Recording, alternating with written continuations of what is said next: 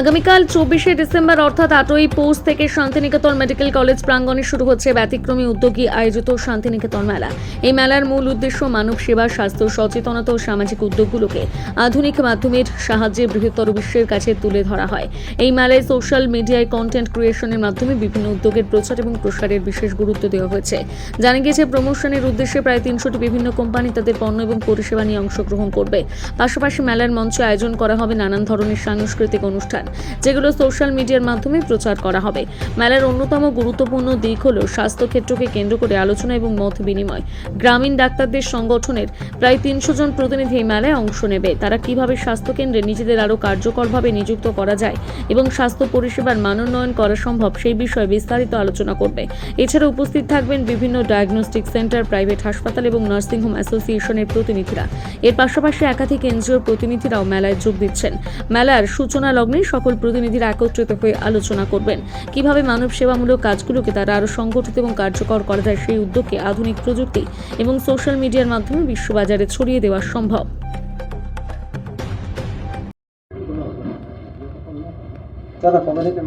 মেলা স্টার্ট হচ্ছে 24 তারিখ থেকে মেলা স্টার্ট হচ্ছে।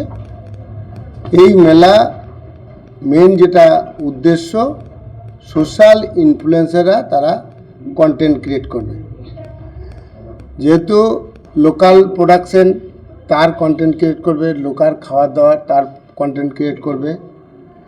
এটি মেডিকেল কলেজ, প্রায় 300টি মতো কোম্পানি বা কোম্পানির রিপ্রেজেন্টেটিভ আসবে মাল নিয়ে, সেই মালকে প্রমোশন করবে। বিভিন্ন ধরনের সাংস্কৃতিক অনুষ্ঠান হবে, সেগুলোকে প্রমোশন করবে। এবং আমাদের হেলথ সেক্টরের সঙ্গে যুক্ত যে সমস্ত মানুষজন, যেমন গ্রামীণ ডাক্তারবাবু, অল ওয়েস্ট বেঙ্গল ব্যাপী গ্রামীণ ডাক্তারবাবুদের যে সংগঠনগুলি আছে, প্রায় 300-র মতো প্রতিনিধি এখানে আসবেন। তেনারা কিভাবে হেলথ সেক্টরে আরও নিজেদের নিযুক্ত করতে পারবেন এবং সংগঠনকে শ্রীবৃদ্ধি করতে পারবেন, আলোচনা করবেন।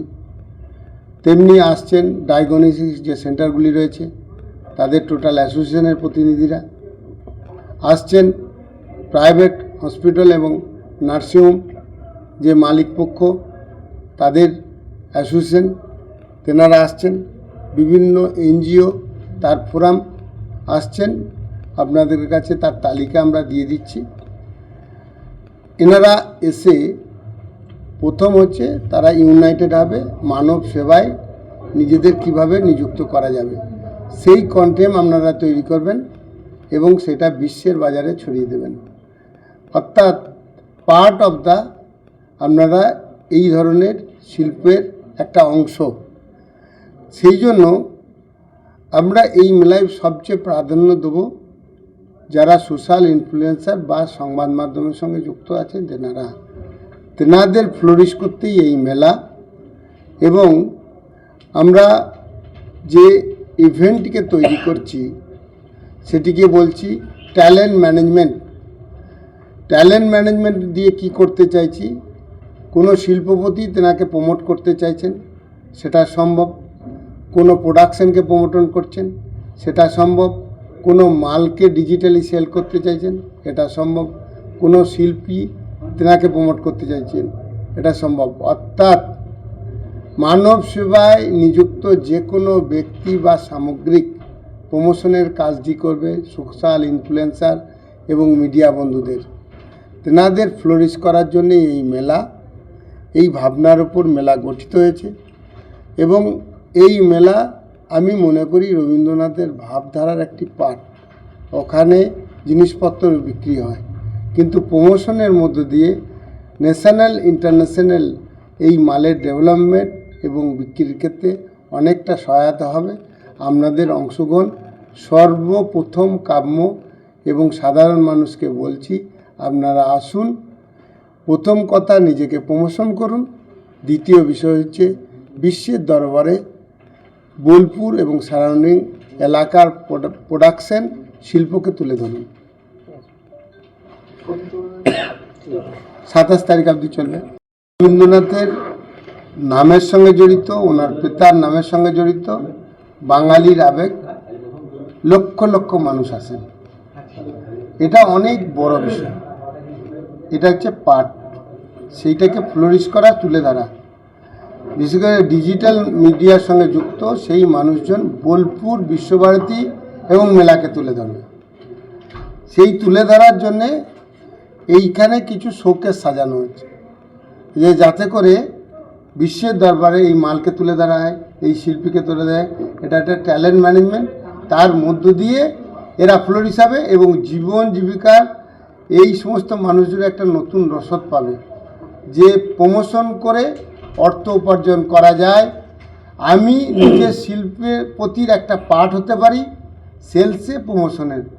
আজকে মিডিয়া বন্ধুরা শুধু সংবাদ পরিবেশন করবে তাই নয়, পার্ট অফ দ্য হচ্ছে ইন্ডাস্ট্রি এবং তার ব্র্যান্ডিং, তার সেল এবং এই সমস্ত যে সমস্ত মানুষজন এন্টারপ্রেনার আছে তেনাদেরকে প্রমোট করার মধ্য দিয়ে বাঙালির যে ভীতি বা বাঙালি যে ভাবধারা যে আমি বিজনেস করব না, এটা কাটানো যাবে।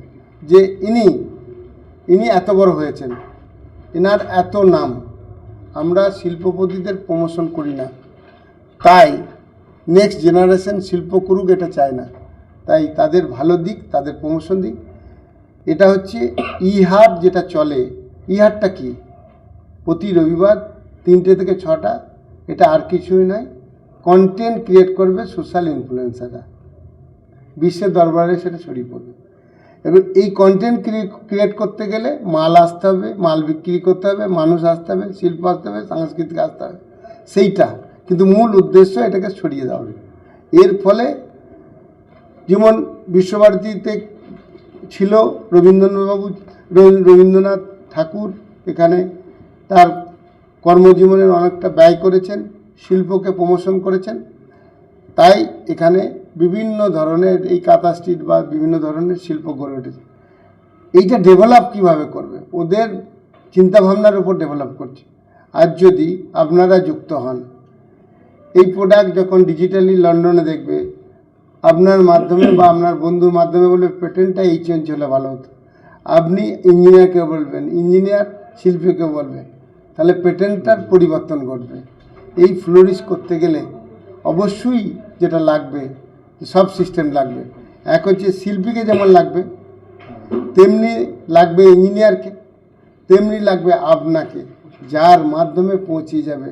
ন্যাশনাল যে বিজনেসটা হচ্ছে সেটা ইন্টারন্যাশনালি হবে ডিজিটাল মাধ্যমে। আপনাদের দ্বারা আপনাদেরকে প্রভাবিত করার জন্য বিভিন্ন CSR ফান্ড যাতে এখানে ব্যয় করেন, তাই আজ পাঞ্জাব ন্যাশনাল ব্যাঙ্ককে বললাম, তেনারা শুনলেন। আশা করছি আমরা এটা করতে পারবো। আপনারা যারা যুক্ত আছেন প্রত্যেককে CSR ফান্ডের মাধ্যমে আপনার স্কিলটাকে ডেভেলপমেন্ট করা, কি করে আপনি AI এর সঙ্গে পরিচিত হবে, কী করে আরও ডিজিটাল সিস্টেমে পরিচিত হবে। আমার চিন্তা ভাবনা কি, এটা একটা ইউনিভার্সিটি হবে, সেই ইউনিভার্সিটি মাধ্যমে ডিজিটাল যে সমস্ত মানুষজন আছে, কেউ মাধ্যমিক পাস করেছে, কেউ HS পাস করেছে, কেউ ডিগ্রি করেছে, তারা equivalent to HS, equivalent to degree, equivalent to master degree করবে।